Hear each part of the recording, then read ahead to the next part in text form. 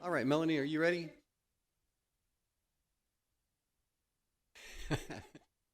All right, it is October 23rd, 2003. It is 5:01. I'll go ahead and call to order our meeting it's a regular meeting of the Board of Trustees of the Bernie Independent School District.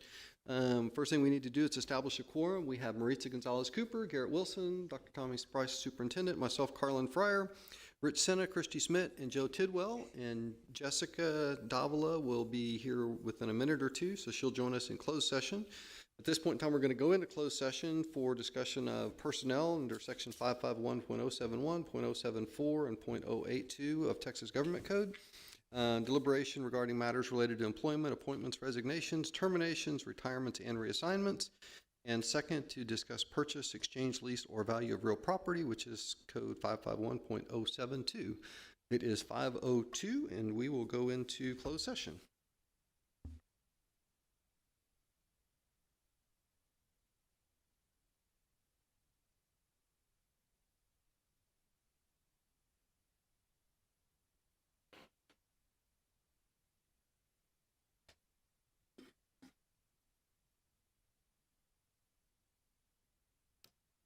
All right, good evening. It is 6:30, so we will call the regular Board of Trustees meeting of the Bernie Independent School District back to order in open session. We'll do have a full quorum. We have Maritza Gonzalez-Cooper, Jessica Davila, Garrett Wilson, Superintendent Dr. Thomas Price, myself, Carlin Fryer, Rich Senna, Christy Schmidt, and Joe Tidwell. And at this point in time, Brian, I'll turn it over to you. We'll do pledges and moment of silence. Ladies and gentlemen, would you please rise? And gentlemen, please remove your caps for the presentation of colors by the award-winning Bernie champion JROTC Color Guard.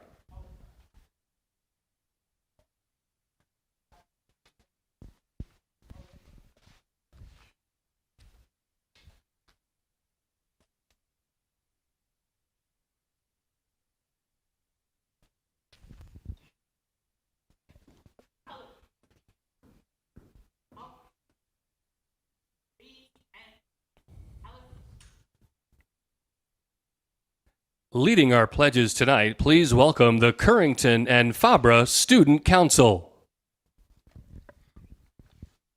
I pledge allegiance to the flag of the United States of America and to the republic for which it stands, one nation, under God, indivisible, with liberty and justice for all. Honor the Texas flag. I pledge allegiance to thee, Texas, one state under God, one and indivisible.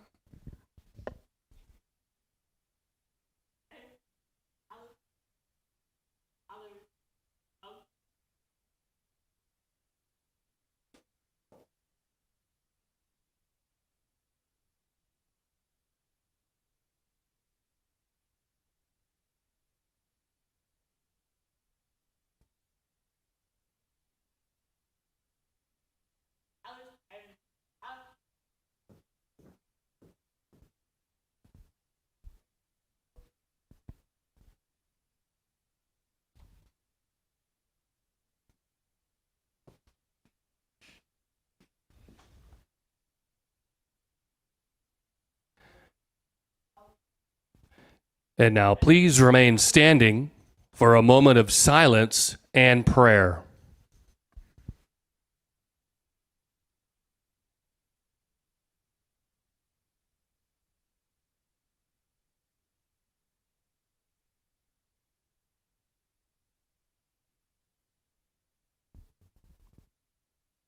Thank you. You may be seated. Mr. President, Board of Trustees, our friends from Currington and Fabra have some fantastic questions to ask of you this evening. Well, welcome to the board meeting. You have some questions for us. If you would tell us your name and you can ask your question. Hello, my name is Blue Garcia, and I am in 5th grade at Fabra Elementary School, and I am the Student Council President. My question for you is, where does the money come from to build new schools? I'll be glad to answer that question.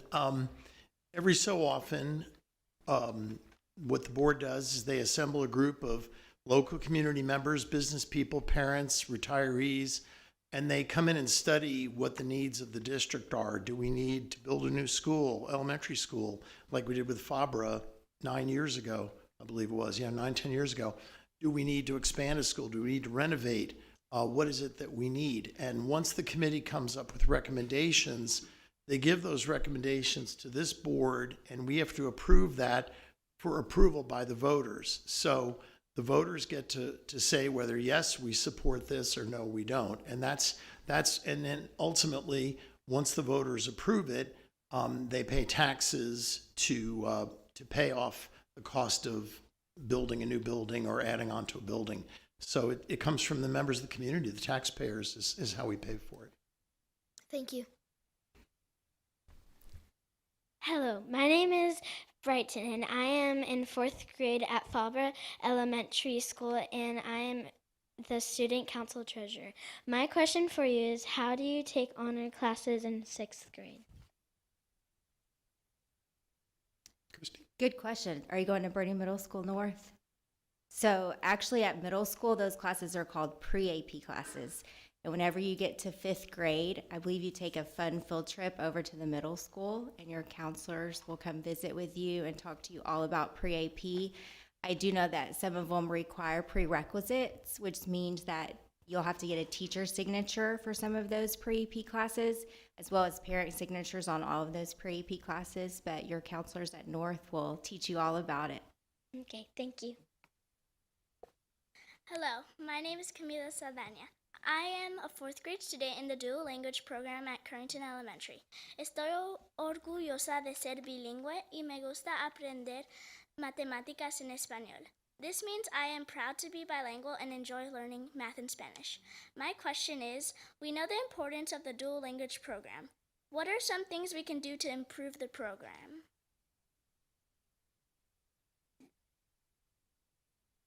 ¿Qué crees que nosotros podemos hacer para hacerlo mejor?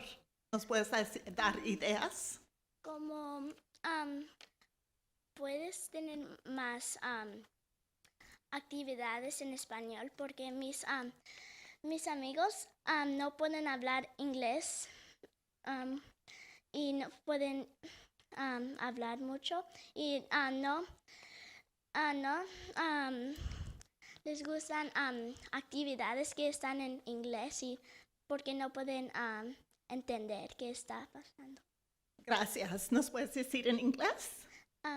My Para que classmates, todos entiendan. my classmates sometimes don't understand in activities like that are in English because they probably they kind of do not speak English and do not understand as much. And it'd be great if we had more stuff in Spanish. Thank you. And it was really impressive that she understood your question. Well, and so she was asking, of course, what we can do to make the program better. So I asked her, instead of answering, I asked her what she suggested to make the program better, and that was her suggestion. Good evening. My name is Liam Bowers. I am a 4th grade student at Currington Elementary.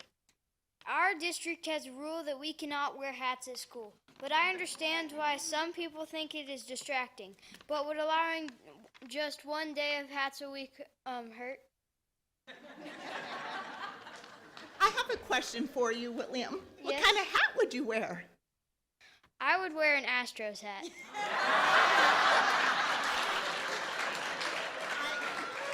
I see a future politician. That's our next elected official right there. You're going to be dangerous. Yeah. Well done. So Liam, I'm going to talk about that for just a second, then we're going to answer your question. So obviously, there's a lot of Astros information up here. When your retiring superintendent joined you from the Houston area, and he has a full wardrobe of Astros clothing, we'll call it. No, not junk, clothing. You honor your retiring superintendent by supporting his team on Game 7 of World Series night. So that's why we're all wearing Astros uniforms or shirts and things tonight. So now, getting back to your question about, would hat one day a week. So Back in our day, when I graduated from Bernie High School, we didn't get to wear hats back then, and we really didn't wear hats up until the time of COVID. And then after COVID came around and we put students back into school, all of a sudden it became kosher to wear hats. Well, security and safety issues that have come up in schools across the nation have really led us to the conclusion that it's more of a safety and security issue, and being able to identify everybody that's on our campuses every minute of every day when they're walking down the halls, to make sure that you're supposed to be on that campus, and that if, maybe it's not just safety, but it could be something that you're carrying or somebody's carrying that they shouldn't be, and that could be some kind of paraphernalia or something like that. So it's really a safety and security issue is why we don't allow them anymore. Okay, thank you. Anything you want to add to that, Dr. Price? Okay. Yeah, go ask her. Hello, my name is June Randall. I'm a 4th grade student at Currington Elementary. My question is, how can we as students and you as board members make Bernie schools better? Yeah, so, you guys as the students, there's obviously a lot of factors that go into making a great school, but you guys as the students really can lead the way on that and kind of set the tone for how you want the school to look and feel, right? And so every time that you're nice to each other and you study hard and you look for ways to develop character and help out your classmates and work as a team, I mean, that sets the tone for the culture of a school. And I love that in Bernie, we have families and also a school district that prioritize character. And we're going to talk about that here in a little bit, but, becoming better people, having integrity, and working hard and looking out for your classmates. So every time you do that makes the district a much better place. I mean, you guys set the tone for that. So. Thank you. Great answer, Garrett. I would just add that as you get further along in school and you get up to the high school level, Dr. Price, when he came to us, instituted a student advisory group. And so there are 45 students that represent both of the high schools that he meets with on a very regular basis. I don't know if it's monthly or every other monthly, to get their input on what's going on in the schools and what they can do to help the district be better. Thank you all very much for your questions. Great job tonight. Very well.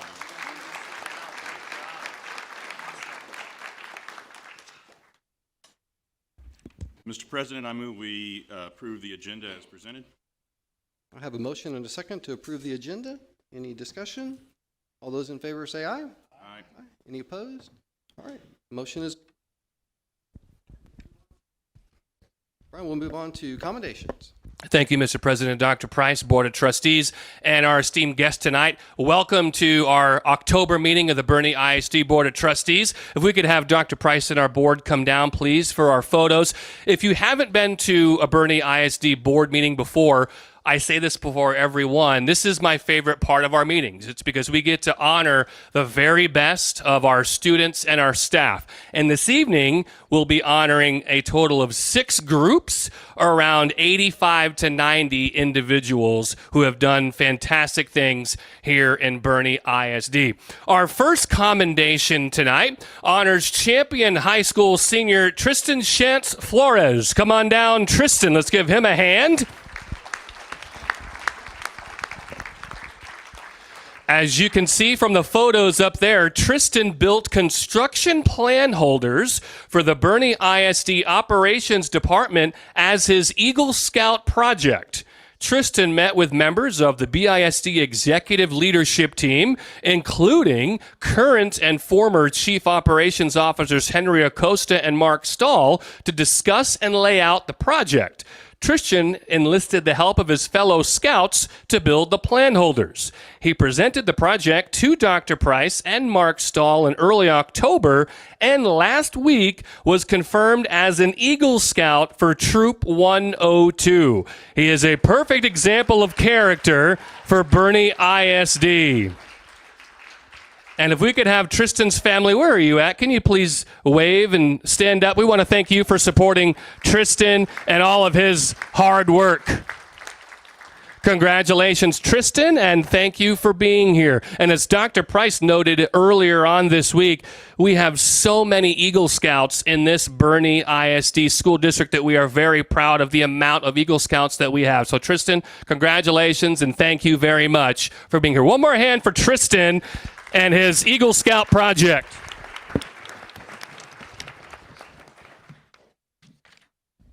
Our next commendation celebrates Currington sisters, Madeline and Mary McCurley. Come on down, ladies. Let's give them a hand. And Miss Bursette, their art teacher as well. Our trustee, Rich Senna, asked Currington art teacher Emily Bursette to have students create a poster of Article 7, Section 1 of the Texas Constitution, which supports public free schools.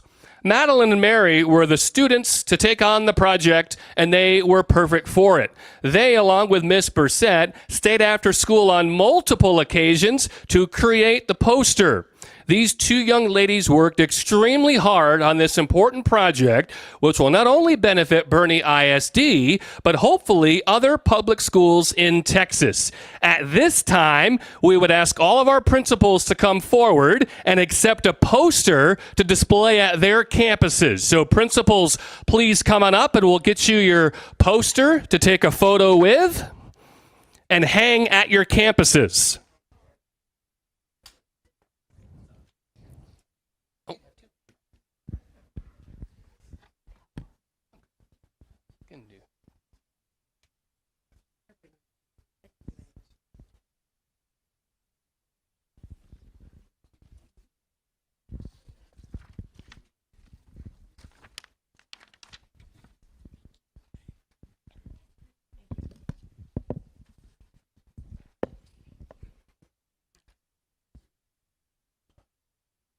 All right, Mr. Armenta, for the photo, please.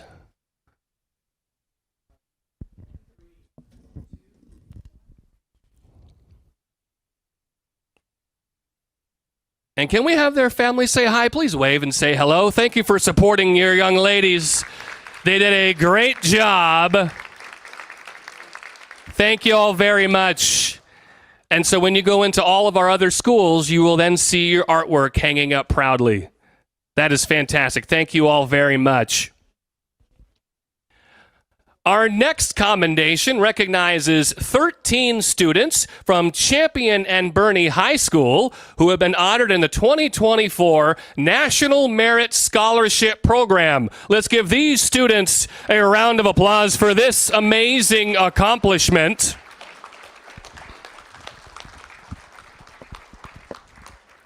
Champion senior Nicholas Parra has been named a National Merit Scholarship semifinalist.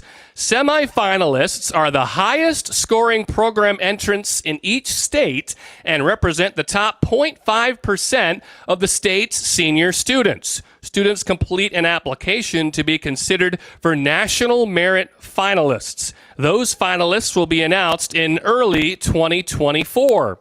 In addition, about 34,000 commended students throughout the nation are being recognized for their exceptional academic prowess, including 9 from Champion and 3 from Bernie High School. You see them here in front of you tonight as well. Commended students placed among the top 50,000 students who entered the 2023 competition by taking either the preliminary SAT or National Merit Scholarship qualifying test. These students you see before you are some of the best and brightest in the state of Texas. Let's hear it for our National Merit Scholars.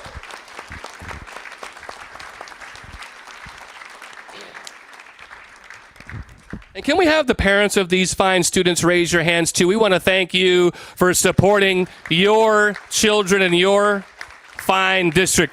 Thank you all. Congratulations. And thank you all for being here tonight. One more hand for these fine students and their hard work.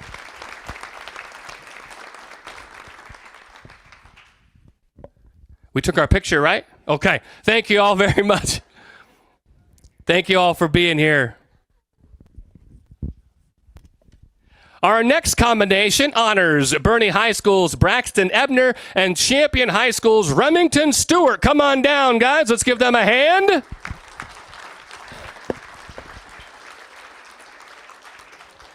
Braxton and Remington were named Anglers of the Year by the Faith Angler Network, and both were awarded $1,000 scholarships and other prizes for earning this honor.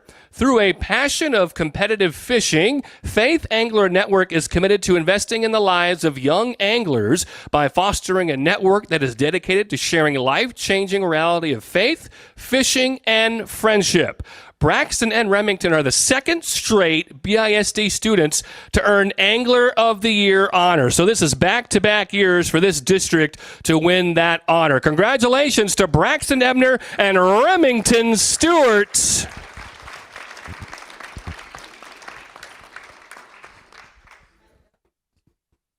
And if we could have their family raise your hands and say hi, we want to thank you for supporting your students here this evening. Congratulations, guys. Our next commendation celebrates Bernie ISD's high marks in the 2024 Niche Best School Rankings. Overall, BISD was ranked the second best traditional or non-charter public school district in the San Antonio area, while Voss and Herf were ranked first in their respective categories. Voss was ranked the top-ranked traditional school or non-charter public middle school, while Bernie Middle School North and Bernie Middle School South were both in the top 10. 5 Bernie ISD elementary schools made the top 25, with Herf and Van Rob ranking first and third traditional school or non-charter public elementary school. Fair Oaks Ranch, Kendall, and Cibolo Creek were also ranked in the top 25. Both Champion and Bernie High School were ranked as 2 of the top 25 best public high schools in the San Antonio area. Champion was ranked as the 4th best, while Bernie High School, made the top 15 as well. Let's hear it for these fine educators and their outstanding schools in Bernie ISD. Thank you all for being here and for all you do for our students. One more time, these educators who do a great job for our students helping with niche rankings. Congratulations. Thank you very much for being here. Our final commendation is a special recognition for the Kendall County Retired Teachers Association for their support of Bernie ISD. Let's give a hand to our Kendall County Retired Teachers Association, which Dr. Price will soon be a member of.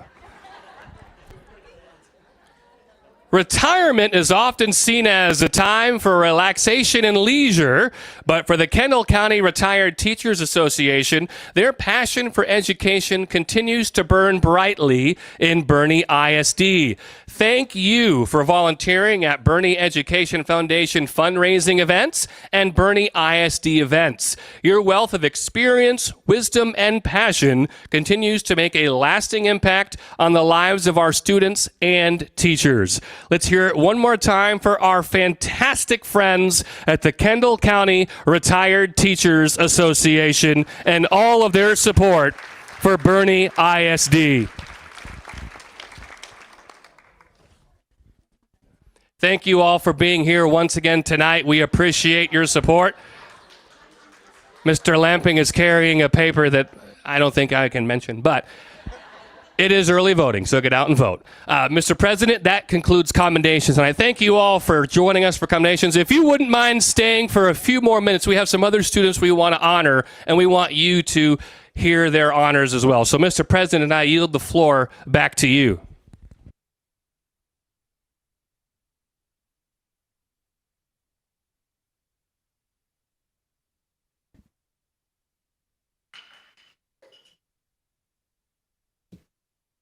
All right, thank you, Brian. Always love your enthusiasm behind that. Last month was the first month that we started a new agenda item called Character Counts. And this month we are going to be listening to a presentation and talk about FCA.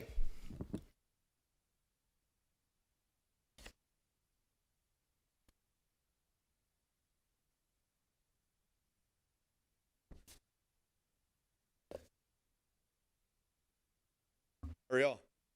Good. So character counts this week this month we're looking at FCA, Fellowship of Christian Athletes, and Champion High School and across the district, Bernie High School, all three of our middle schools. We use FCA as a leadership opportunity. It's an organized club, and the mission and vision of FCA is to develop Christ followers, and it is student led, and we use it as like I said, a great opportunity for our students to lead and engage within their campus and in the community. And in BISD, we do it a couple different ways. We have, and I'm going to get Charlie up here since it's student led here in just a moment. You can go to the next slide.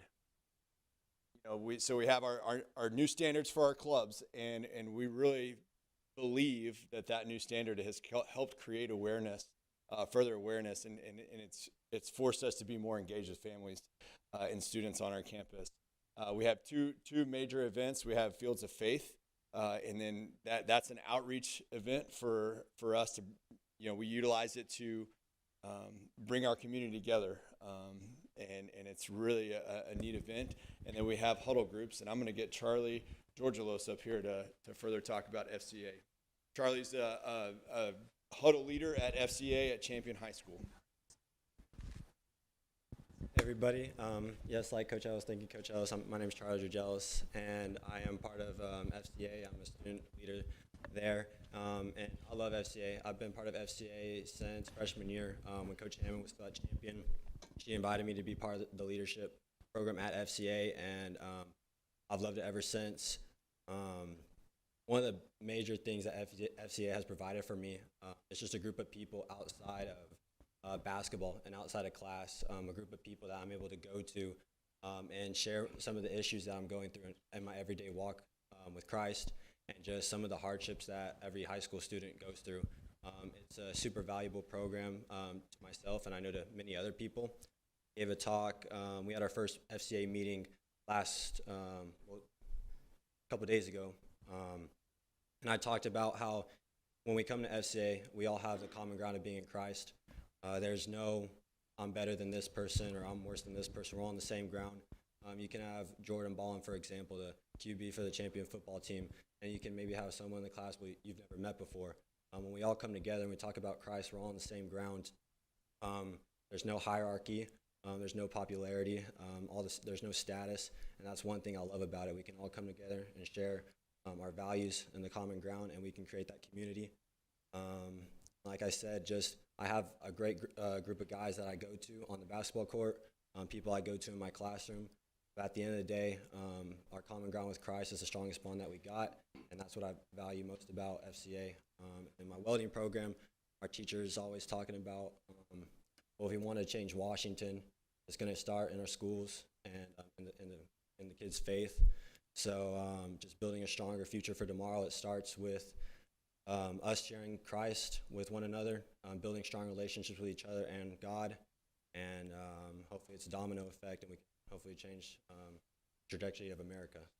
Thank you.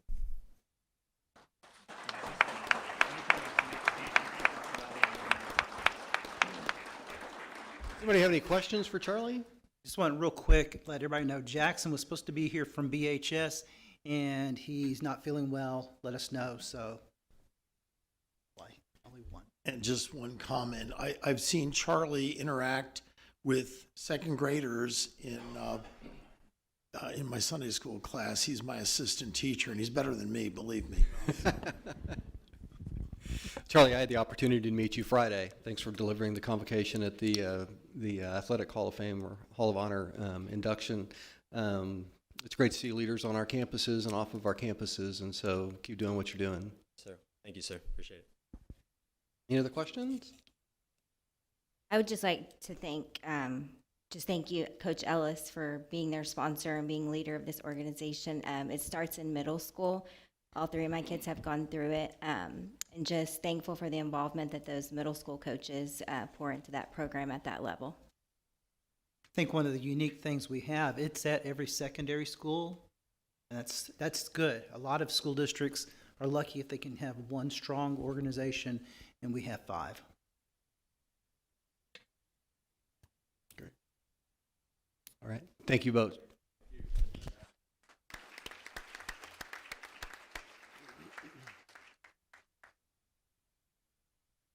Mr. Benway, we're going to go to the highlights video. Dr. Price, what we're going to see here, we have 3 different videos for you. Our first will be the world premiere of our brand new P-Tech Health Sciences. Then we'll have a Bernie Education Foundation wow moment. You'll get to meet one of our fantastic students. And then we'll have our first Limelight student recipient of the school year from Voss Middle School. So here it is, our Bernie ISD video highlights.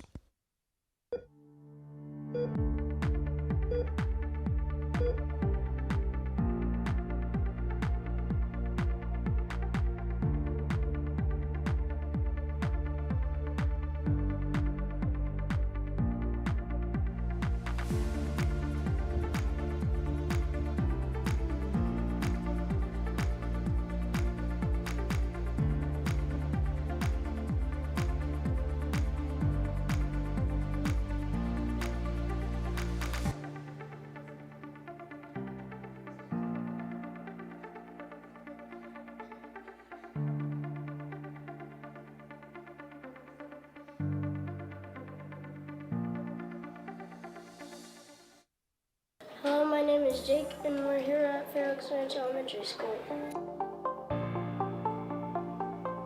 Today's wow moment will be in Mrs. Bakar's classroom, where the students are learning about engineers in the making.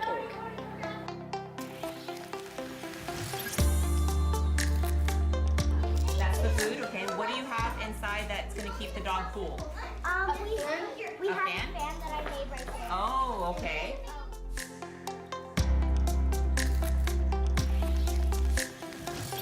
We also added an umbrella so when they swim it makes a new shape. Thank you for supporting every student, every teacher, and every school in Bernie ISD.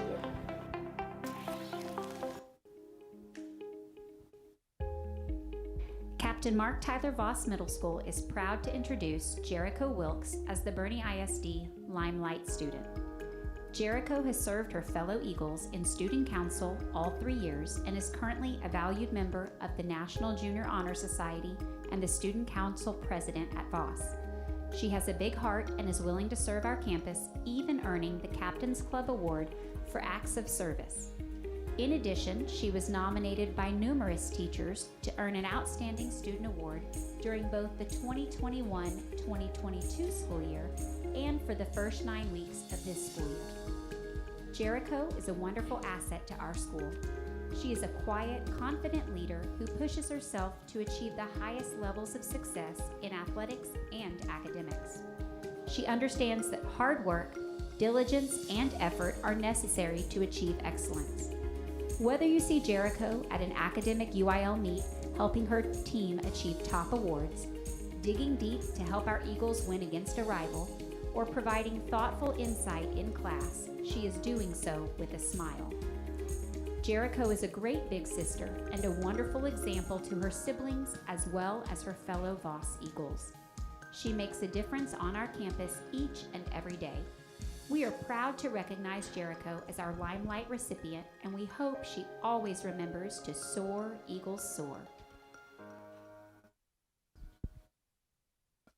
First of all, I want to thank Ms. Bakar and our students at Fair Oaks Ranch for the wow moment. They are unable to be here with us tonight, and we're excited about health science for P-Tech, but Mr. President, Dr. Price, it is my pleasure to introduce to you, to come on up to the microphone, from Voss Middle School, our Limelight recipient, Jericho Wilkes.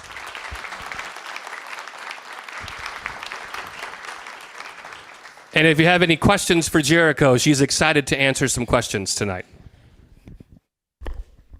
Anybody have questions? You're a very, very busy person. Wow. National Junior Honor Society, athletics, all kinds of stuff. What keeps you motivated to do all that you do? I guess it's kind of just like knowing that you're always supporting your school and your community and everything, and wanting to be able to serve everyone like around you, I guess. Wanting to be able to make your impact on everyone. What are some of the ways that you give back and serve your community? They said you won an award for outstanding community service. What are some of those organizations and charities you help out in the area? So with student council, we're doing a lot of service projects this year, trying to do one every 9 weeks. We're going to volunteer at Hill Country Daily Bread, coming here soon. I think we're gonna also volunteer at some churches in the area, and then I volunteered at the animal shelters and things like that over the years. And you're doing great, and your parents are doing great too, obviously. So, high five there. Thank you. What do you want to be when you grow up? I want to be a pediatrician. Awesome. That's great. Really good. Tell you what I heard you say a lot of, which I think is very important in today's society. It wasn't about what you did, it's about what we did. And you talked about the people that are working with you in support of those organizations, and that's a great character quality that you have. So keep up the great work. Thank you. All right. Congratulations.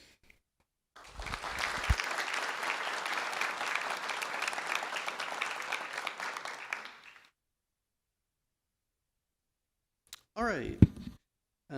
Next item on the agenda is consider action, if any, regarding items discussed in closed session. I don't believe there were any items that we needed to have discussion about or make any action on.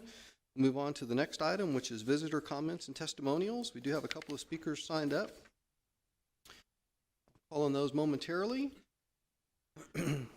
So the board encourages comments from the district, about the district, from citizens of the district and or from district employees. Anyone wishing to speak, either as an individual or as a representative of a group, may do so at this time.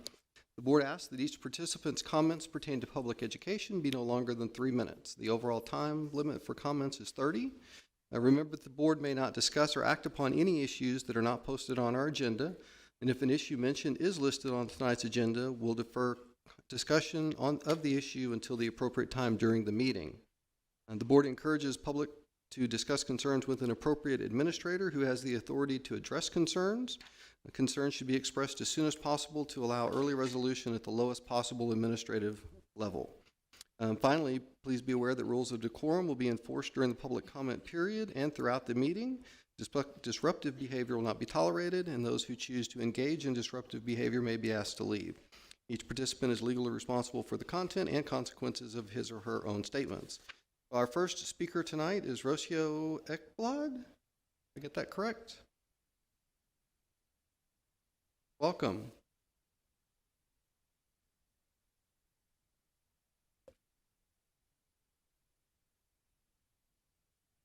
Thank you for the opportunity to speak.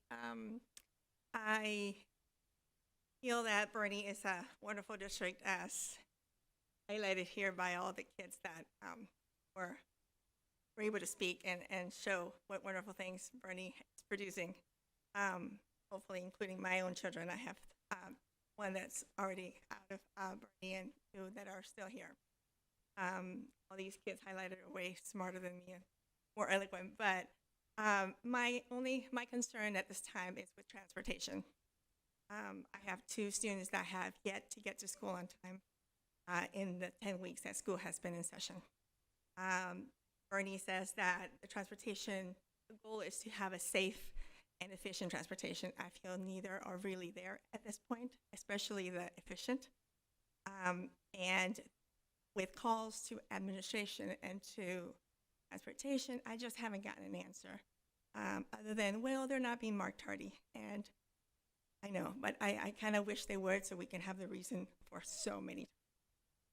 Well, you know, they're not missing all that much, or teachers are still getting together. I was like, well, no, I have higher expectations than that. And I don't know what Bernie is doing because, yeah, we have an influx of students, more expected in December. I've got all the information, but we're not getting any less popular. And I think as Bernie grows, transportation is just not caught up. I don't really know.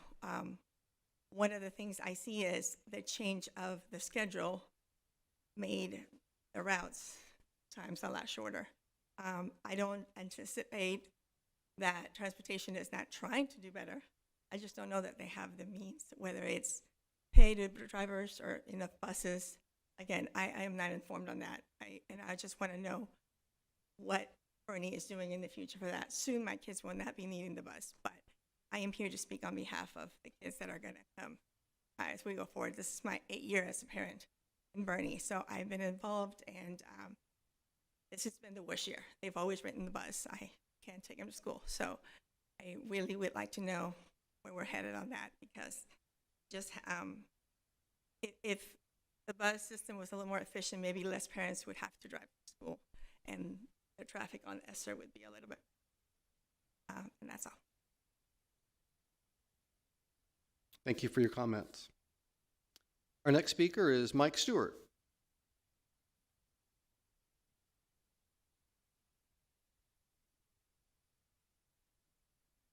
Mr. Stewart. Good evening. My name is Mike Stewart. Got 1 kid at South, 2 kids at Champion. I appreciate the district and the board taking the time to recognize Braxton and Remington this evening. We have quite a bass fishing program here in Bernie, and I appreciate y'all taking the time to recognize the efforts. Braxton and Remington beat another Champion High School team by 1 point to win Angler of the Year this year. These boys are now seniors. That's Eli Christian and Cooper Kennel in the back there. They won Angler of the Year last year. They're great leaders to these boys and have set the tone for years to come. Bernie's got quite a reputation and a momentum for a solid bass fishing program. Now Cooper's looking to continue his fishing career at the collegiate level, and that's something to be celebrated. So we have tremendous support from the community with both sponsorship and volunteerism. There are a number of boat captains without kids fishing that give their time and equipment to get kids out on the water. And again, that's something to be celebrated. It's a great thing. So this starts in elementary school. These kids compete in the 6th through 12th grade, so we need help getting the word out. We need to make sure that the next crop of student anglers knows that there's community support for this. When Remington was at Fair Oaks Elementary, the head custodian, Ken Talby, who's in the back, heard Remington was into fishing. Ken got Remington into a bass club at 7 years old. The rest is history. You never know the impact any one of you or us can make on a kid. Ken's even loaned us his boat when we were in a pickle for a tournament. So we have tremendous support at the high schools and hope to get more engaged at the middle schools and then into the elementary school. There is a 6th grader fishing this year. It's been chomping at the bit since he was in 3rd grade. I'd like to add, we need to pray for some rain. Lake access is getting difficult all over Central Texas. And if we don't have rain by the time our March tournaments come around, we're going to have worse things than fishing. So let's pray for rain. Let me conclude with, I'm still scratching my head why nobody's on the trustees has called me and talked about arming teachers. So I think we should have a policy discussion about it. Thank you. Have a good evening. Thank you, Mr. Stewart. All right, we'll move on to the consent agenda. Does anybody have any items in the consent agenda you want to pull out or discuss? If not, I'd entertain a motion to approve the consent agenda. So moved. I have a motion and a second. Any further discussion? We'll approve it, and then I think Dr. Price is going to, yeah. So if there's no further discussion, all those in favor say aye. Aye. Any opposed? All right, now, Dr. Price. Thank you, Maritza, for the reminder. And Maritza, you want to do the honors? I think you know this person a little bit longer than me. I would love to. I am so proud to announce that we have selected our new principal for our new elementary school. We are so blessed in Bernie that we are getting one of our previous teachers who's now coming back as a principal. So I'm super excited that she's back. She's a phenomenal teacher to my kiddos, and so now she gets to be a principal as well. Elizabeth Thompson, come on up and say hello.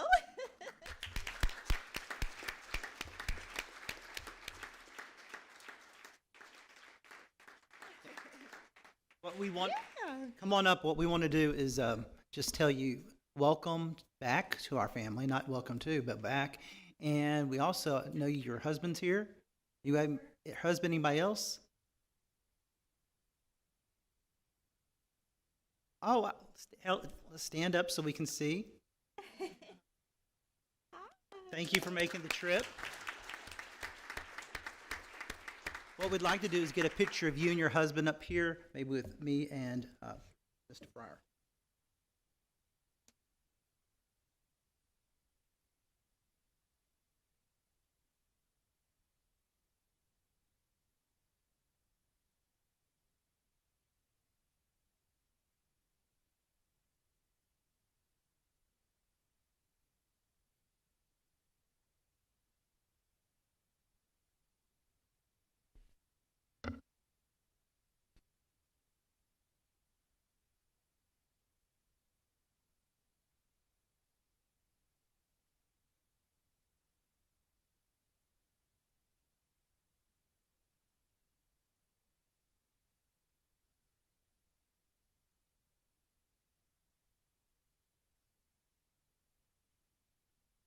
Very much. It's an honor to be back.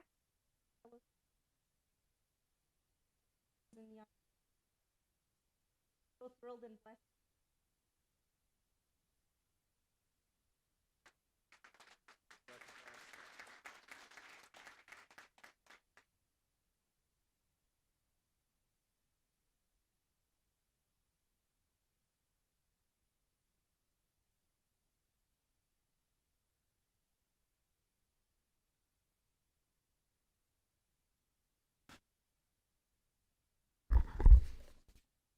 All the fun stuff. All right, that's the consent agenda. So we will now move on to governance and go to board member reports. We'll start, Marita, we'll start with you. All right, let's see. Okay, so just a couple of updates with Bernie Education Foundation. We finally were able to tally up the numbers from the event that we had last month, which was the golf event at Topgolf, and they raised about $30,000, so that's phenomenal. So a huge shout out to all our supporters as always. Thank you all so much. Couldn't do it without you. Additionally, we have also kind of as you all know, the people in the audience have the opportunity, as far as our staff and principals, everyone can donate to BEF as well. And this year we have really come together as staff members and outdone what we were expecting. So thank you all so much for that, for your support. We truly appreciate it. The other thing I do want to mention is that we are kicking off this Friday at the Bernie High School football game. We're joining with BISD and our first responders in the community to kick off the first BEF game day grant. So right before the football game, BHS teacher Keith Jeffcoat will have a chance to kick a field goal.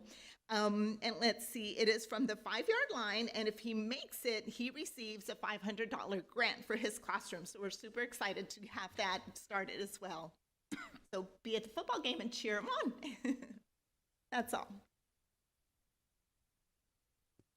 Jessica? No? Garrett?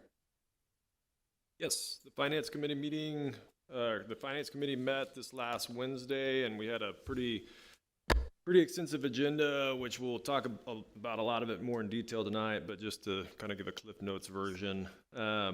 We looked at the draft for the annual comprehensive financial report, so that's going to be sent out for everybody to look at, to review, and then the finalized version should be coming out in November, the audited version.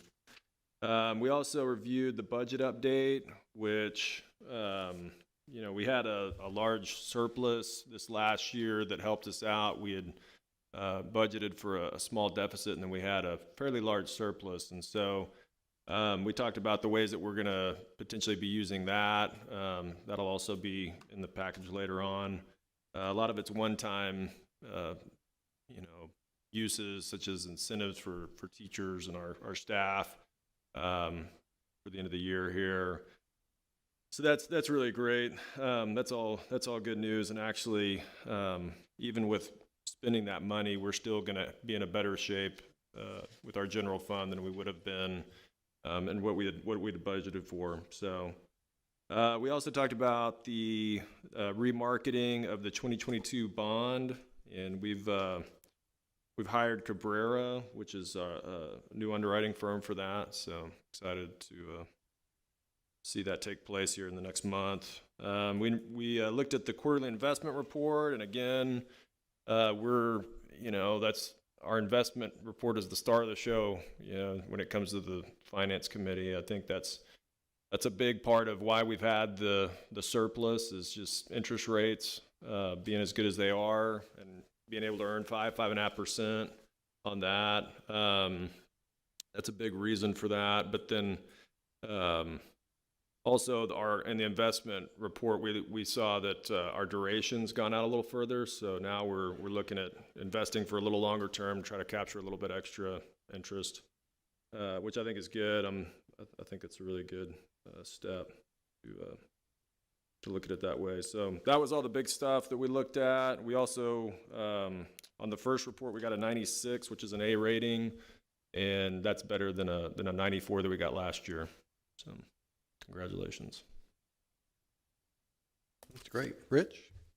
Okay, yeah, I'll do an update on the legislative priorities.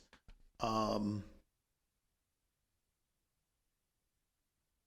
there we go. A little background. In August of 2022, the board adopted 5 legislative priorities for the regular session.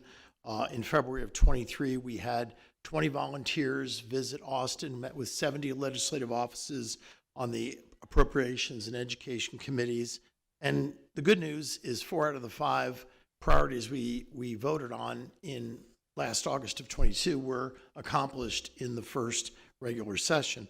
Unfortunately, the biggest one related to school finance and funding did not get passed, but hope springs eternal.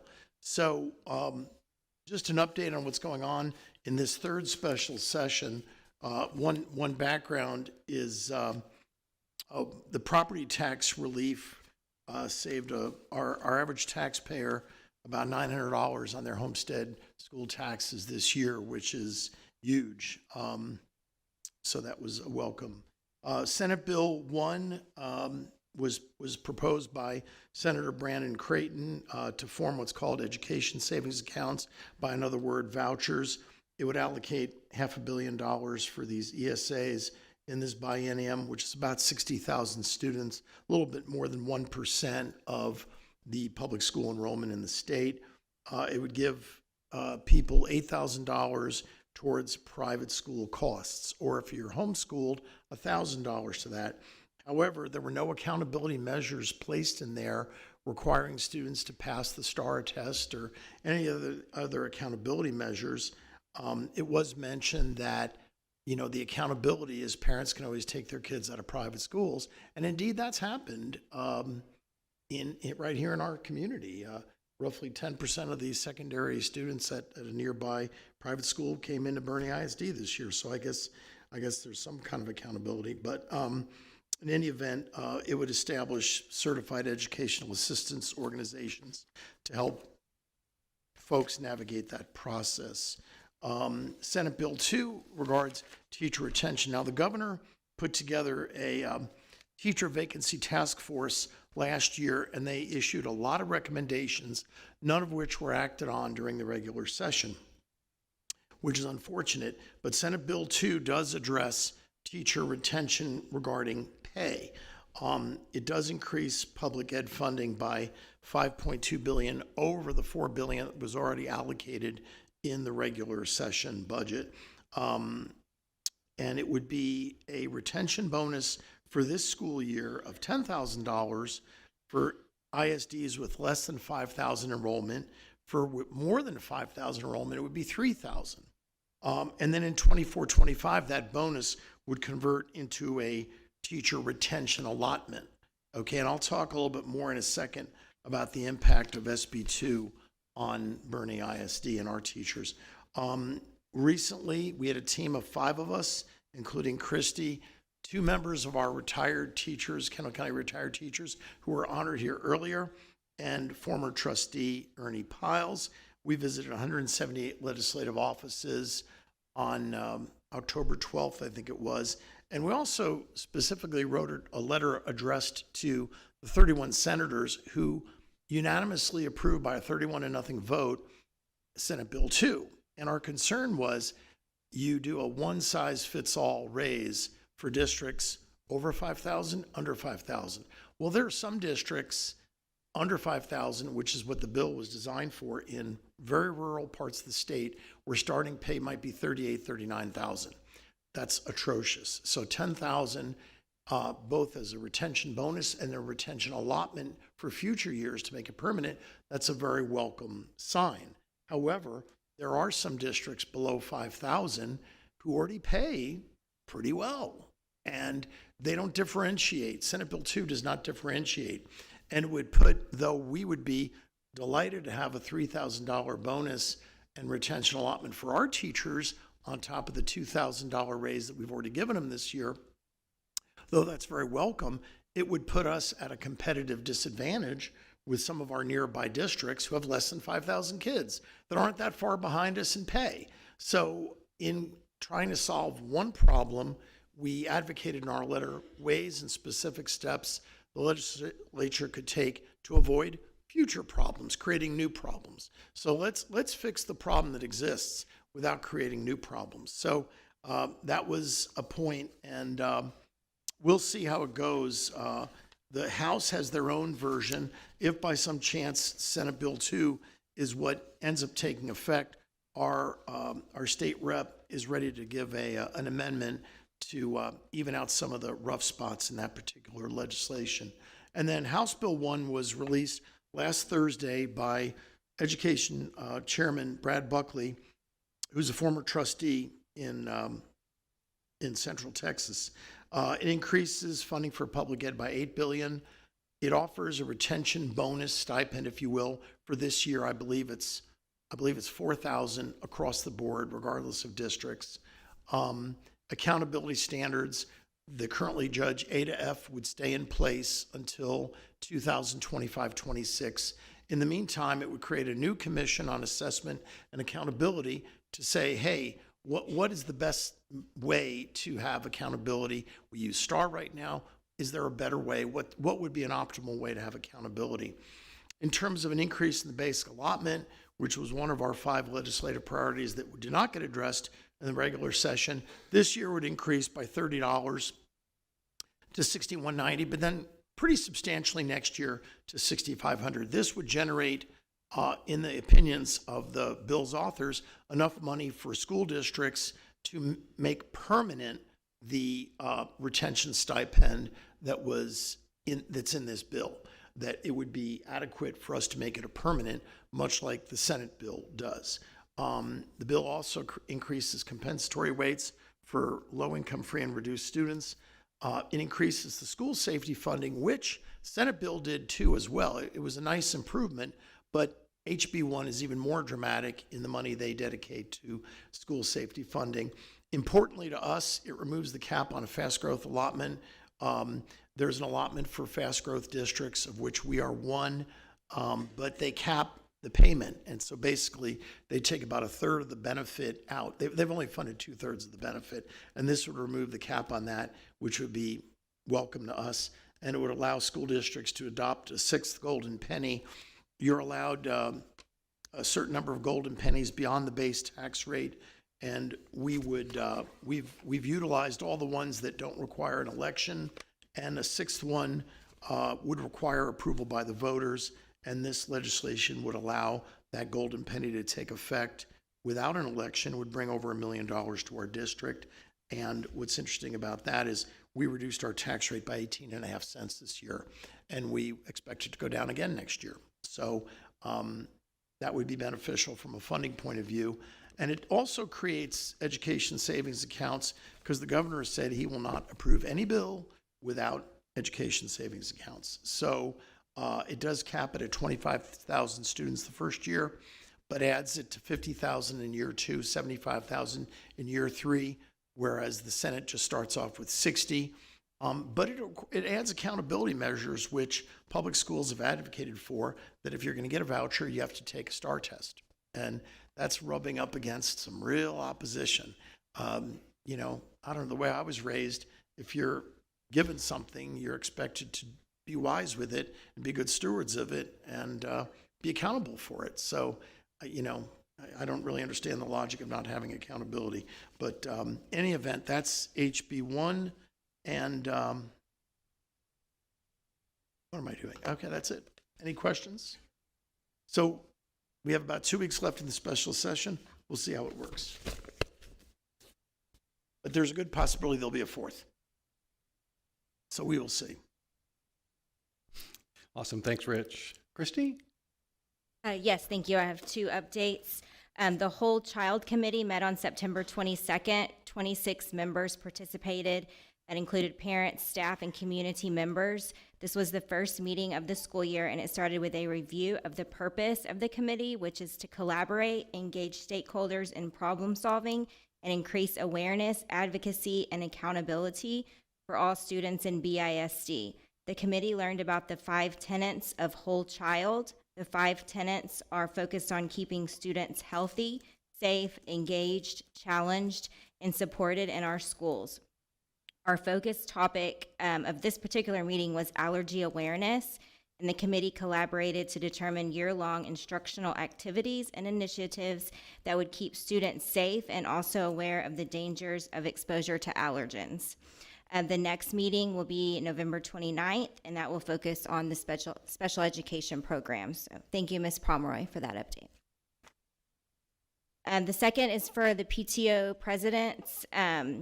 They met with Dr. Price again this month, and they just kind of get a state of the district for that month, so to speak. So they're very appreciative of that. And then also this month, Mark and Romero, Mr. Saul, Mr. Guerrero, they presented a bond construction update for the campuses. So it was happening on their campus. It was also decided that the district Thanksgiving Pie Initiative will remain in place. It's well over 25 years now that this has been a tradition, so it's been tweaked a little bit just because for growth, but I'm happy to say that the tradition continues. So many questions for Christy? Dr. Tidwell? The Facilities Committee met as scheduled. Long story short, all of our bond projects are on schedule and even better within budget. Also discussed, we had our first strategic facilities focus group. That's not the committee here, but that's a group that primarily is folks from the community. And what they're really tasked with is figuring out what the future facilities look like. It's not really bond related. And one of the big topics they'll be discussing as they go forward are things like parity. We have campuses that are very, very different in age, especially as we continue to grow, and that creates, I don't want to say issues, but we want to make sure that every student has the same opportunities as anybody in the district, and that's one of the big things they're tasked with. So that's all I have. Any questions for Joe? All right, then we'll move on to reports. Dr. Price, Superintendent. All right, busy week. BHS tennis, Elite 8, didn't quite make it to Final 4, but CHS tennis has advanced to state along with polo this week, water polo for boys, and both the boys and girls cross country. So Champion has 4 teams in the Final 4 this week. And tomorrow, Bernie has their cross country, and we expect someone to go to state there too.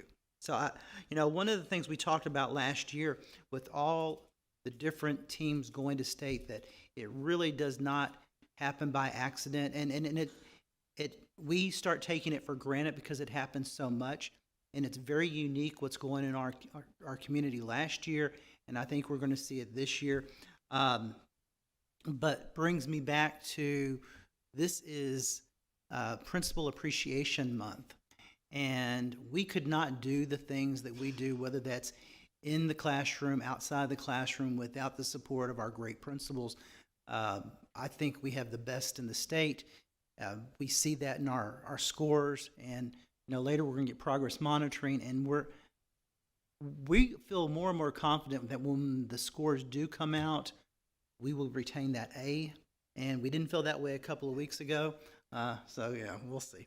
But I want to thank this group, this group over here, for all the things they do. They are the first faces many, many days that greet our students at the school, and they stay long hours afterwards.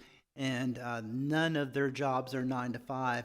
It's night after night, but they do it and they love it, and it shows in the results from our students and the respect they have from their staffs. So thank you very much. And this is your month. I wish we could do more for you than just appreciate you by saying words. So I think we have a luncheon for you coming up. I'd ask for more. Some goodies. Other staff members, real quick, I want to brag about. Rick has been asked to be a panelist for TASB Law Enforcement Summit. And also, I want to brag a little bit about one of our newest cabinet members, Sean. Took over as CTO 6 months ago, maybe. And I've watched him lead our process of going through a true technology plan. One of the things a couple of you asked me is about, so how can we get on a plan for replacement? And he's trying to do that with our technology, and he's including the community. And we should be bringing you a report, a plan for adoption in November. So real quick, that's good. Also want to remind everyone, the first week of November, Wizard of Oz at Champion. That's going to be great. Every year we do the musical, there's hundreds of students involved, bringing the musical side to the theatrical side. A couple of other real quick notes I found out today. We have 3 presentations at Midwinter. We've been asked to present. Larissa is leading a group, Larissa with Renee Munn and Jane Burton, on MTSS Yes. Love the title. And we have Cindy Bills, who is doing Raising the Bar for CCMR. And then we have Krista Pomeroy, are you here? Okay, there you are. She in a group, and does that include the community people? And that's Bryce and that group that are doing It Takes a Village, moving kids from a crisis to health. And I think this is a statewide convention that brings all the administrators together, one of the best attended, and for us to be able to present 3 presentations of what we're doing, sharing, it really shows a lot about our staff and our community. Also, Matt is doing a panel discussion tomorrow with Into Learning for some assistant principals from across the state. He's very proud of you for doing that. And last but not least, this Saturday we are having our return of the Thriller in the Park, where they do and help me with this, where is it going to be? Is it at the stadium? Is it on the main plaza? We will get that to you.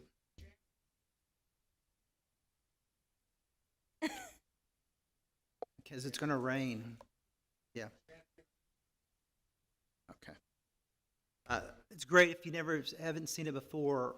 We have about 150 zombies from all of our secondary schools dancing to Thriller, and it's a neat little thing. But it also shows, again, strong fine arts programs that we have, and that is all I have.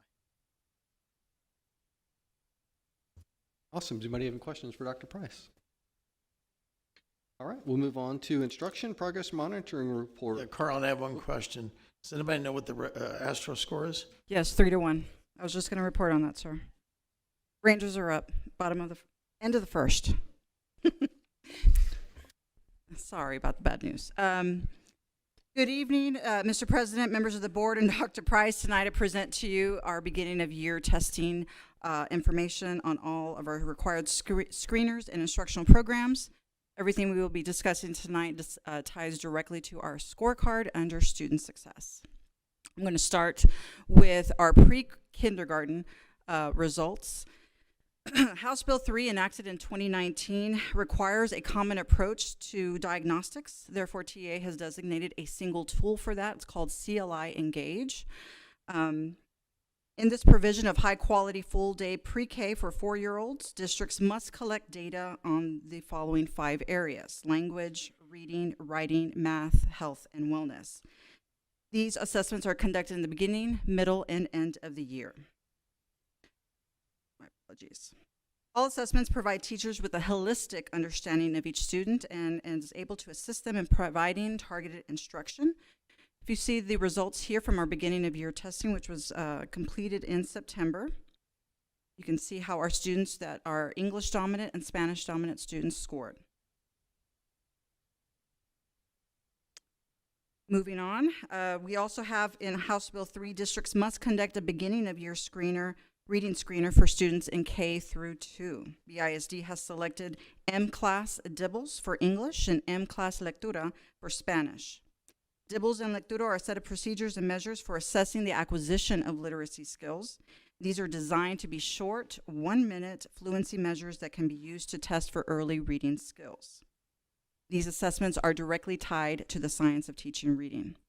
62% of our students currently in the beginning of year testing K through 2 are at or above benchmark levels.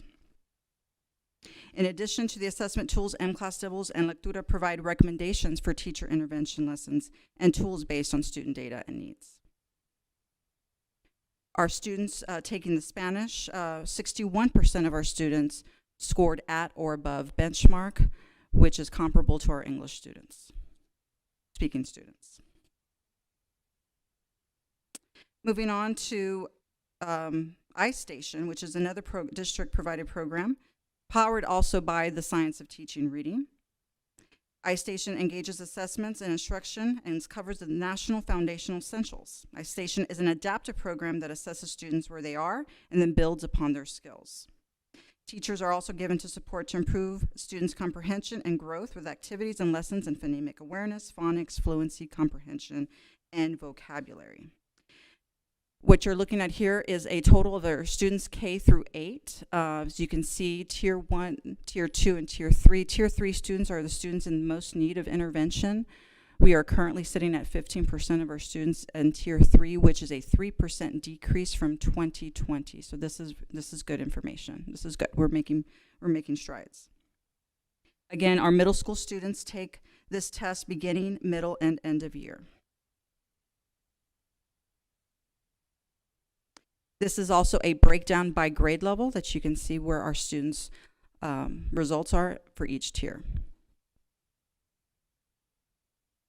In the area of reading, we also use Read 180 Universal, which is a blended reading intervention program that provides individualized instruction for students who are 2 or more grade levels below in reading proficiency. We currently have 140 students served under Read 180 in classes 6 through 12.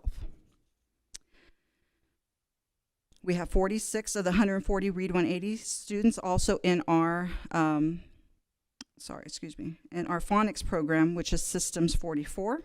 So these are the students at the most risk. Any questions on reading? Yeah, I've got one. You showed a chart, all the grade levels through 8th grade, showing Tier 3, Tier 2, Tier 1. From 2nd grade, where it was Tier 3 at 22%, by 6th grade it went down to 11. So that tells me that whether it's our intervention program or what have you, we've cut in half Tier 3 students. But then it increases a little bit in the 7th and 8th grade. Is that because we have kids coming new to our school district? Because a lot of times people will move in when their kids hit middle school, or do we know what the reasoning is? Don't have that data in front of me. I just know there's various reasons for that. A lot of it could be middle school students not taking it as seriously as they should. But also, whenever you have a student in middle school with reading difficulties, it's a learned behavior for 7 years. It's going to take a lot of those students a little bit longer to learn a new behavior to move up. I've experienced in the past those students who it takes longer for you to remediate with a 6th, 7th, 8th grader than it does in a smaller, lower grade. Larissa, can I get you to back up like 4 pages to early childhood literacy screener K through to the Spanish? Yes. Right there. So when we look at or above and even well below, the patterns for kinder and second are pretty consistent, but the first graders are really out of line there. Any idea why that is? Kind of along the same lines as what Mr. Senna's asking. I don't know that there's a reason, but I'm asking. So I do know that in this assessment, our English, I'm sorry, I'm trying to find my notes here.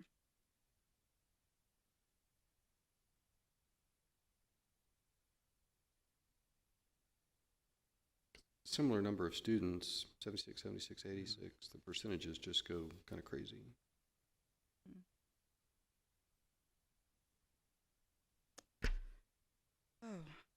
I'm sorry, the Spanish test does assess letters in English for emergent, and so which is likely why the results are lower. And so our Spanish test assesses letters in English for emergent linguist. It's kind of a strange assessment for that. Okay. So the students that are receiving foundational reading readiness instruction in English, their instructional for foundational skills is really in Spanish. So you got to also remember these are our dual language students. So there's the English dominant and the Spanish dominant students taking this test. And so then you have our English dominant students probably not doing as well on this test. Okay. That makes sense? A little bit. Okay. Thank you. I'm going to skip over to math.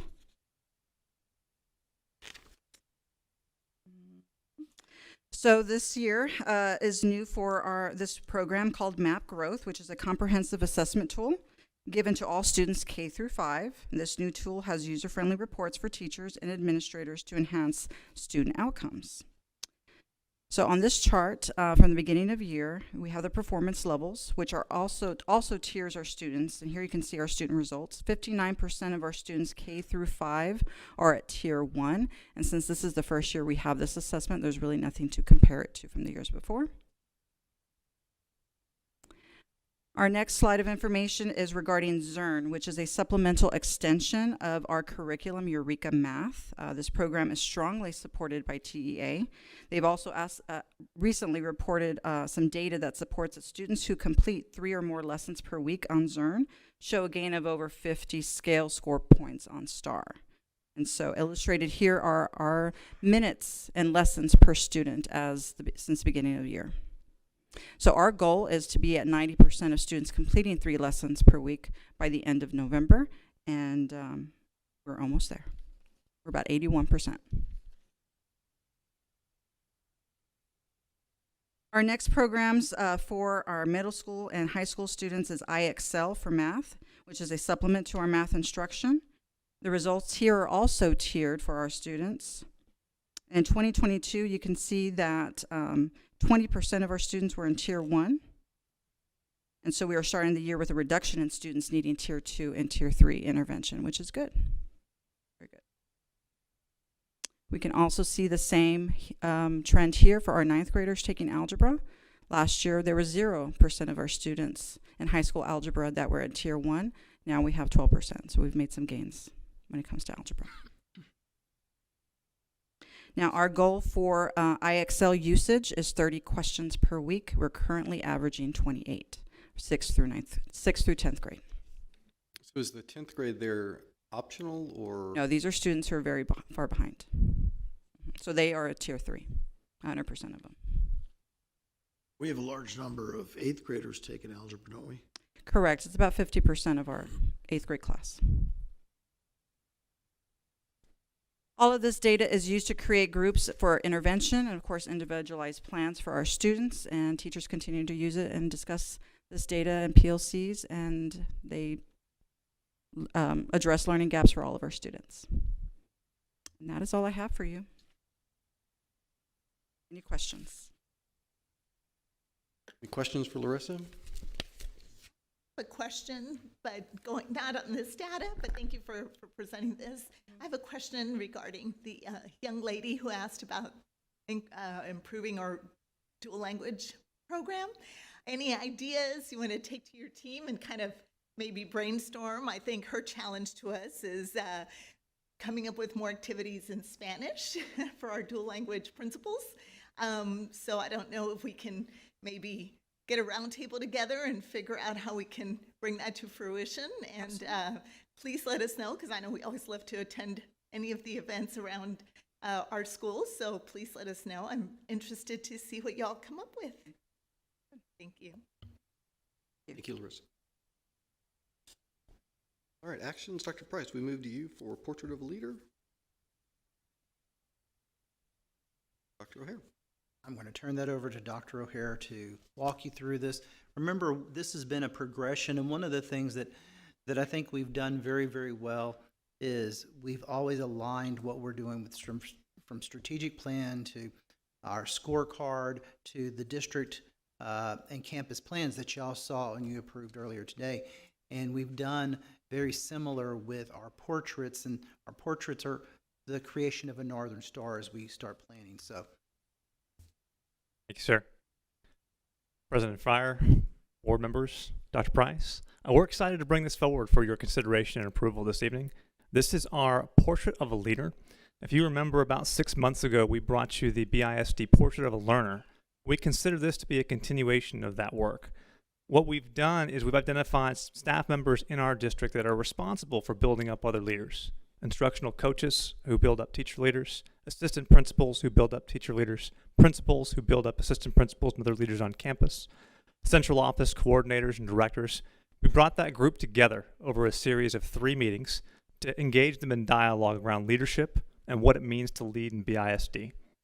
We grounded the foundation of that work in our district strategic plan, our mission, our vision, and our Portrait of a Learner, with the driving question, if this is the learner that we want to produce, what is the leader that we need to get there?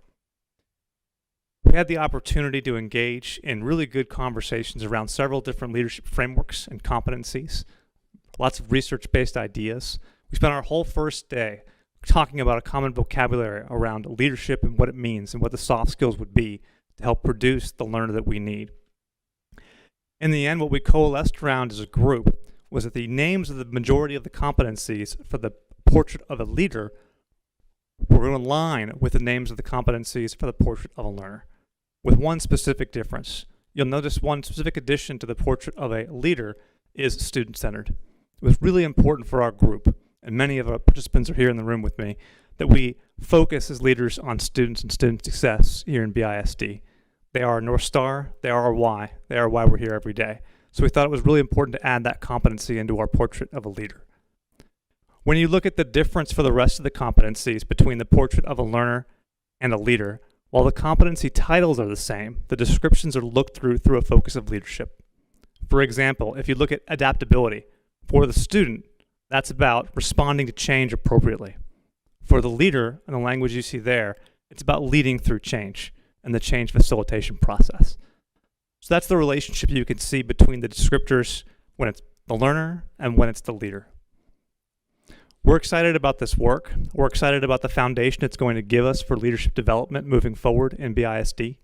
And we've already ramped up our leadership development this year in BISD through our partnership with N2, through our additional assistant principals meetings, and through our ongoing partnership with teaching and learning and our principal learning meetings. This document will help us infuse soft skills and common vocabulary as we continue to build a leadership tomorrow. Our goal is to develop a leadership development pipeline in BISD so that when our instructional coach moves up to be an assistant principal, we have a teacher leader ready to take that instructional coach role. When our assistant principal moves up to be principal, we have an instructional coach or a teacher leader ready to take that AP role. When we have a principal opening, we have lots of internal candidates ready for those roles as well. So the Lizeth Thompsons of the world will not have to leave us and come back to become leaders in BISD. We're excited about it, and I'm ready for any questions you have for us. I just want to say thank you for doing this. I think we've been discussing this for quite a while now, so it's wonderful to see, and it's fantastic. So thank you to your team for working on this and putting it together. It looks fantastic. Thank you. Thank you. What this will do will allow Dr. Howard, when we go out and we recruit and we set up leadership at any level, and it's part of our hiring practices. He gives us, again, what are we looking for, what are the things we need, and so this will help us throughout our growth. I love it. I like the competencies that are defined. I think it make a lot of sense that they align to the learner, but I really like the behavior section. I think that makes a lot of sense to me in tying those together. Like Rita said, we've been talking about this for a long time, so I think it's great to see it come to culmination. One question I have, Mr. Myers, is talking about N2. Is this something you will utilize in your discussions, or is that totally separate? And now you're presenting tomorrow, right? Is this the same, something totally different? Okay. Okay. We do engage with N2 to help our principal development. They come here to meet with our assistant principals, some of our central office folk, and our principals for half-day sessions once a month. As part of that work, we have a design team that meets with N2 prior to those meetings to help design the work. And our intention is to use this document as a foundation for those design team meetings with N2 going forward. Great. A lot of work went into it. I think that's great to continue to utilize it. So, one of the things that we did, and we can use this document as we go through, as John said, for the design work, we were sending our principals and then some of our assistant principals kind of all over the place to different organizations, and they were coming back with a lot of great information, but it was a lot like the Tower of Babel. It just didn't mesh. And one of the things that we talked about this year is taking that money and instead of investing in a few, invest it across the board with all of our leaders and dedicating a day a month where we bring this group in so that we're all hearing the same thing, developing that same language, building the same competencies so we can support each other and we know what we want to do as we build that pipeline within and making sure that we can support those folks as they grow. we're trying to get the arrows aligned? We're trying to get those arrows going in the right direction. We're almost there. I love it. That's great. Dr. Hare, thank you. Yes, sir. Any other questions? All right. And that is under the action item. So do we need to do a...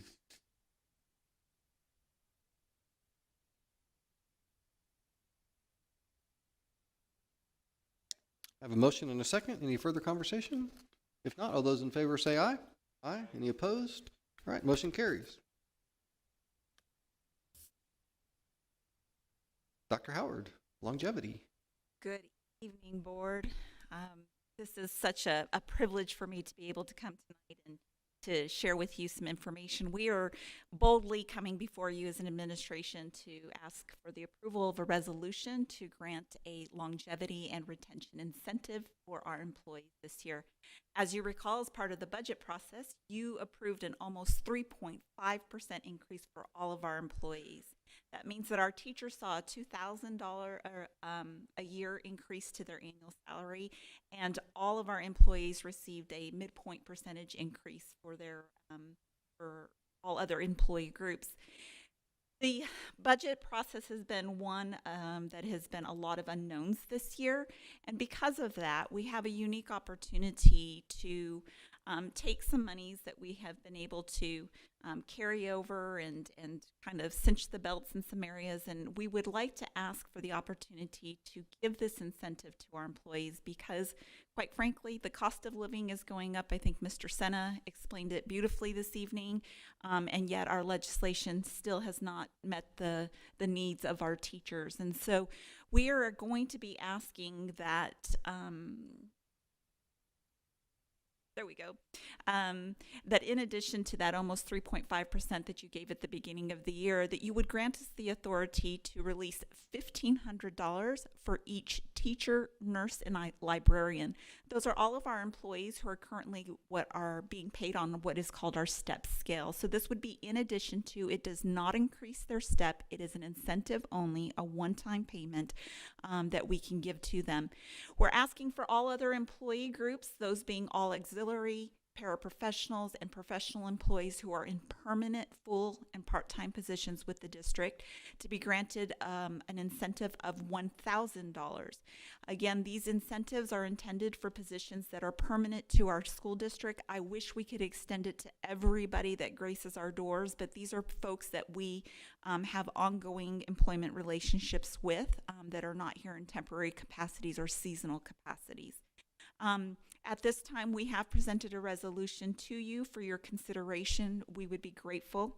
I know that I stand amongst a team of administrators who know that we have some of the most deserving employees in our district. And this is, again, a small gesture, but not a small gesture to our budget. We recognize that this is a significant impact, and so we are humbly asking for your support. And remember, one of the things we went over as part of our scorecard is to attract and retain. And where across the state of Texas and the nation, there is a huge teacher shortage. In most areas, it hasn't hit us yet. We've still been able to attract. We just want to be able to make sure we retain folks, especially in this age of inflation that is just unprecedented, that most of us have lived through. And let them know that we need them and we want them here. I'll tell you that along those lines of retention, we have employees that will leave for $1,000 incentive down the road. You saw me sneak out a little earlier in the meeting when I found out that our newest principal brought guests from her current campus. I saw an opportunity to recruit dual language teachers. But these are the types of things that send a standing message to our employees. We may not be able to keep up with these districts that are less than 5,000 enrollment, but we will certainly, when there's an opportunity to value and show you that publicly, we want to be able to do that. What a better way than to give them something at the holidays to help them celebrate. I don't think you have to sell us on this. I think we have to have our budget approved in June, right? And that when we did our budget was in June. So obviously the legislature had just come out of not solving really anything. So to say it was a moving target was an understatement. So thank you to all of the cabinet, Dr. Price, working together to cinch the belt, so to speak. I think that's important, but also as we've moved through the legislative sessions to get some more clarity and having the opportunity to do this, I think is great. So any other questions? And if not, I'd entertain a motion. Well, I'll make a motion in a second, but anything that the legislature may or may not, if they accomplish anything in the third session or the fourth session, that would just be in addition to this. What we'd like to do, if by miracles in the next 2 weeks they came up with something, we want to come back and we want to do this as a mid-year pay adjustment and go into their salaries. As we've discussed, the bad thing about a stipend is it doesn't go towards teachers' retirement in their best of 5 years. So it's imperative to us, if we do get that advantage, we go and we can make that adjustment. The fear I have that they're not addressing is they keep talking about these three groups, not only three groups, they're talking about the teacher group, they're not even talking about the nurses and librarians. The question is going to be, what can we do for everybody else? And that weighs heavy on me because it takes a true school system, and all of us know the value of these other folks, including our bus drivers. And I think one of the remarkable things that y'all are doing tonight is that $1,000 is big for anyone, but for our hourly employees, it's going to make a good Christmas for them. You know, Dr. Price, you mentioned a good thing about it takes an entire district. It's like an airplane has two wings. One wing is the teachers, the other wing is everybody else. You don't have that, your plane goes down. So I totally agree, and that's where the increase in the basic allotment at least in the House version, would bring us good revenue for next fiscal year in which we could address that. But I'd be happy to make the motion. I move the board to approve the resolution granting the superintendent authority to issue the proposed recommended longevity and retention incentive for the 23-24 fiscal year. I second. A motion and a second. Any further discussion? Thank you. All those in favor say aye. Aye. Any opposed? All right, motion carries. Thank you very much. Thank you, and we're very grateful. We appreciate it. And this will be distributed during Cookies and Cocoa, the appreciation, staff appreciation that we do every year. And that will be, somebody help me with the date, December 1st? December 1st. And there was something else I was going to say, but I lost it. So thank you for helping us with that. If they don't come to it, we give it to them as quickly as we can within the next couple of days. So you are all invited to come up and help us hand out those checks. Signed up today. Mr. Scott, monthly financial report. Is that what's on the agenda? And then, yeah, something like first? that. And then we'll do first. Okay. Doing Welcome first, to second. the last 2 hours of the meeting. I promise it won't seem like but about an hour and a half. You've been provided the results of operations through September 30th of this fiscal year. As far as the actual results of operations, they were certainly within expectations. I don't have much comment on the actual results or the tax collection. We'll certainly pick up next year. That's when tax collections are getting interesting, and we certainly appreciate all of the almost $43,000 that various folks in the district in the last month. But certainly the big story in this report is the budget amendment. As Mr. Fryer pointed out earlier, and I got in the headlights to look and didn't answer him. Yes, you have to adopt by law in June, and there is there's been a substantial amount changed since then, especially related to tax collections. Budget amendment has been provided to you that shows almost a if you take the general fund and the debt service fund together, a reduction of almost $28 million tax as a result of Senate Bill 2 and Senate Bill 12. The offset to that is a reduction in recapture of $9.3 million and an increase in state aid of estimated at $13.2 million. This is certainly the most uncertain portion of our budget amendment, and we'll certainly update as the special sessions progress or digress. In addition to that, we have some one-time costs. You'll recall when we were discussing the budget adoption in June, we were thinking that there might be a small surplus. The surplus turned out to be about $4.9 million, and we would like to do a few things with that. One of them is the $1.7 million for the longevity pay that you just discussed with Dr. Howard. There are additional one-time items for fine arts and our CTE programs, and some. We've certainly got our share of premium adjustments that we became aware of related to insurance subsequent to the adoption of the budget in June. The result of all of that is a $4.5 million deficit that is substantially bigger than the $1.7 million deficit that we proposed in June. A couple of things to consider when you're considering that kind of a deficit is half of that is one-time costs related to the longevity bonus and the aforementioned purchases for fine arts and CTE. That's easily absorbed by the surplus that we incurred in 22-23. When you take out one-time costs, we're adjusting up the operational deficit from 1.7 to 2.2 million, and just keep in mind, while that's a scary number, it is it's a very conservative budget. We always want to under promise and over deliver. We have a number of factors that could offset that. Bernie has historically done well adopting deficit budget.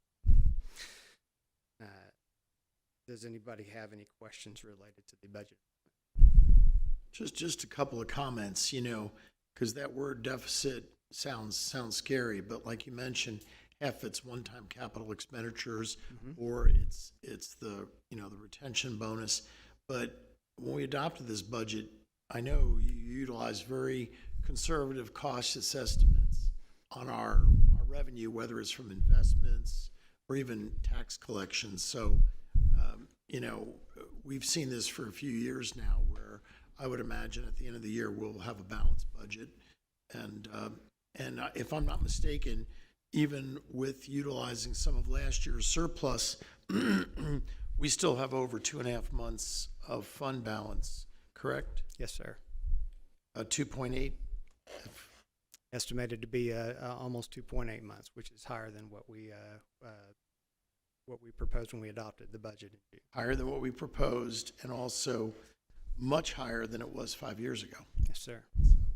Yeah, and the other thing that people should know is we used to get very little state revenue, and with the reduction of the tax rate from the Senate bills, that increased the requirement of the state to support our public schools. So almost a quarter of our revenue now will come from state revenue, and that's never on the general fund. That's never been the case before. So other districts are at 70, 80, 90%.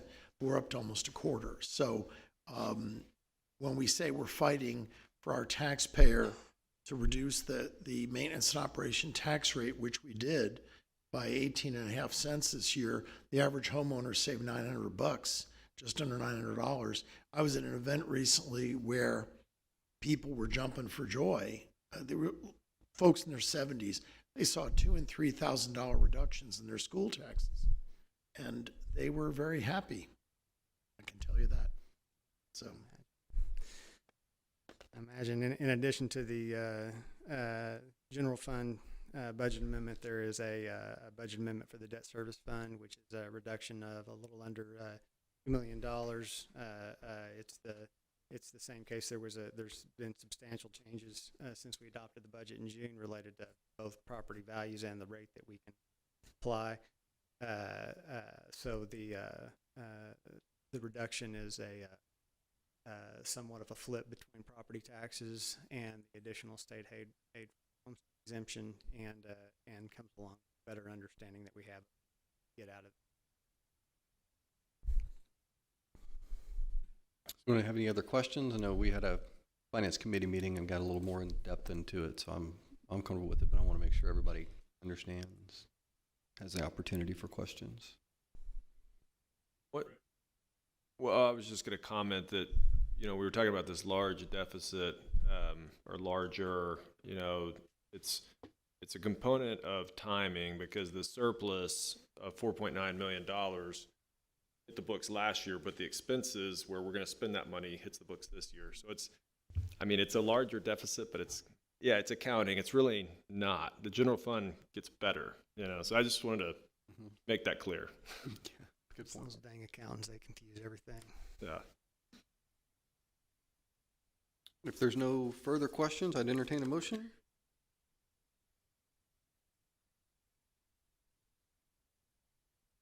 Second.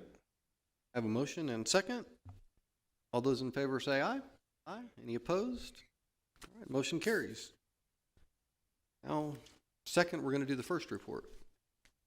Right. Second first. All right.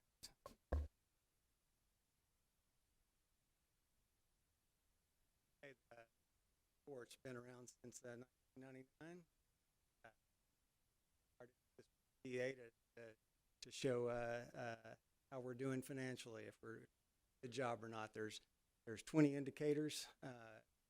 First report, 9 of them are yes or no. If you have no on any of those, then you will not get an A on the report. You may not pass the report. Bernie ISD got a yes on every yes no indicator. There are 11 more indicators that are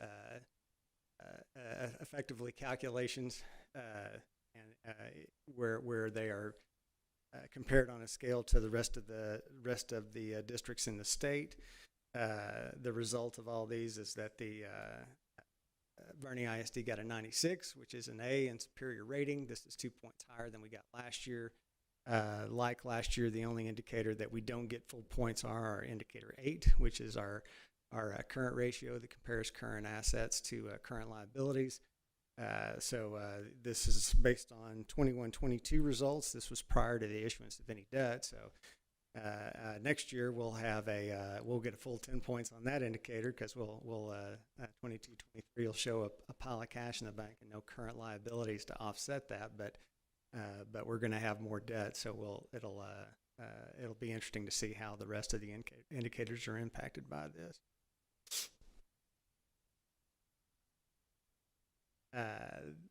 The first requires us to make certain disclosures about any reimbursements to the superintendent or board trustees. Keep in mind that reimbursement just is any expense incurred on behalf of the board members. This is for training related directly to your role as board members. That we didn't see. All those amounts were zero last year. If you were confused by that, there was no travel in 2021, which what last year's report would have been based on. Okay, there's 4 other disclosures that we're required to make at this point in time. There was no outside compensation for the superintendent. There were no gifts received by board members or the superintendent, and there were no business transactions between the district and any individual board member. The superintendent's contract can be found at any time on the Bernie ISD website. Last year, we've talked about how it is the stated objective of the commissioner and the Texas Education Agency to make the first report more of a bell curve, and we saw that last year when there was about 86% of the districts in the state got an A, when it had traditionally been in the 90s. It came back up substantially in 22-23, but we do anticipate that they will continue to make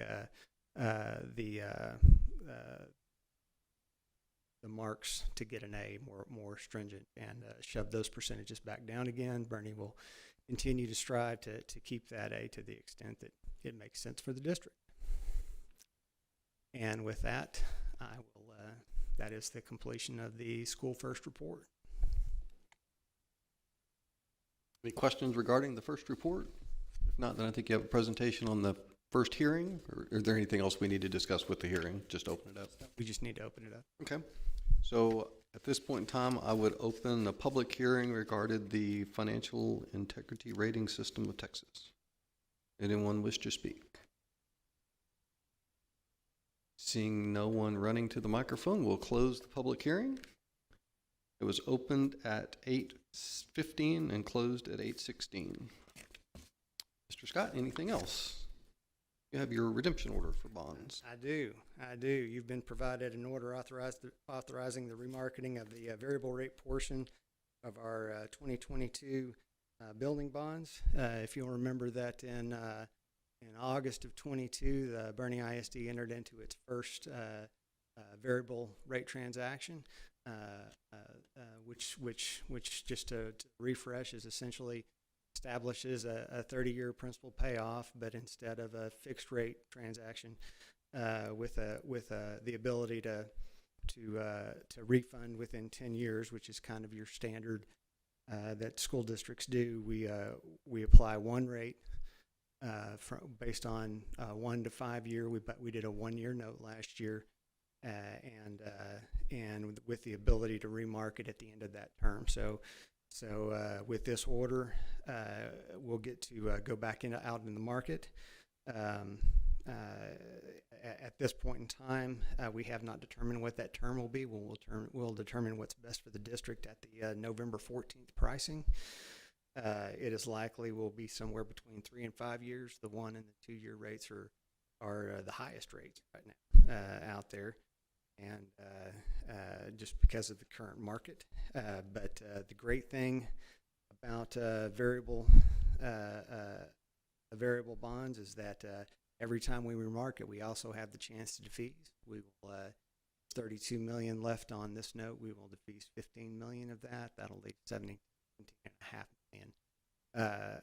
By the way, I failed to introduce Michelle Aragon is here from Hilltop Securities today. She's the financial advisor for the district. If I say anything wrong, she'll get up and shove me out of the way and correct.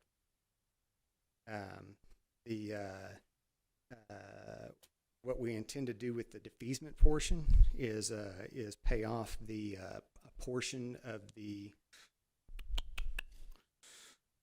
2043 maturity, and then all of the 2044 through 51 maturity. So we'll effectively reduce the 30-year bond to a 21-year bond. The savings associated with that, I kind of played around with that a little bit today. Rates are the variable rates are in the low 4s right now. So if we did it at 4%, that would be somewhere around 14 million in savings. After the transaction, we'll update the board as we promised we would throughout the course of this variable transaction, and compare that to if we had done a 30-year.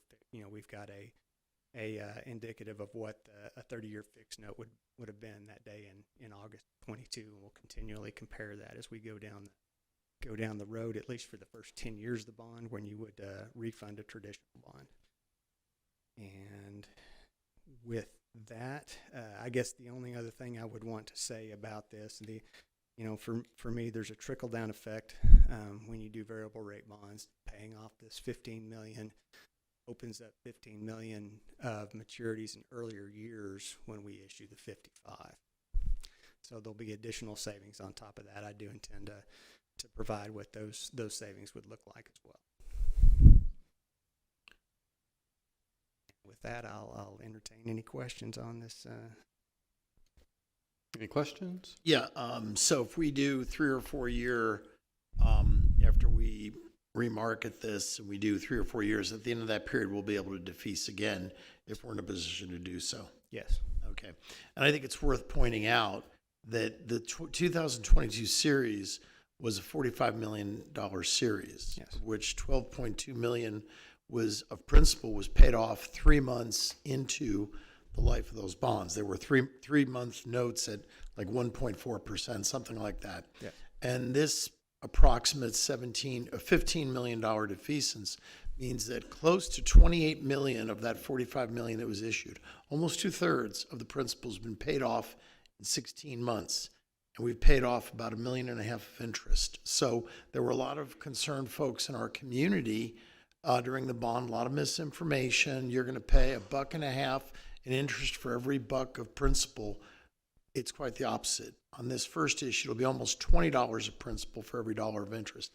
Now, that won't be the case with the 23 series, but I think you've done a good job structuring this where we can retire debt in a fairly expeditious fashion, because we are a growing district, Yeah, it's somewhat preliminary right now, so don't take these numbers to the bank. But next year we plan to do a short-term payment on the next tranche, $55 million. Just very roughly, it could be somewhere around 15 million there. So it's very, very likely with the short-term payment from the 22s, this defeasement, and the short-term pay on the issuance of the 55, we could be, and the principal payments that we've made in those 3 years, they're just regular principal payments on the regular payment schedule, that will be close to paying off somewhere close to 50 million of that 165 in the first 3. Wow. Other comments? So I know we meet again next month on the 13th, and the sale is going to be on the 14th, be the next day. So maybe the next board meeting you'll have a little bit better idea of rates that we would. Oh, absolutely. First board update after the sale, we'll get the results to you. Great. All right. If there's no other questions, I'd entertain a motion.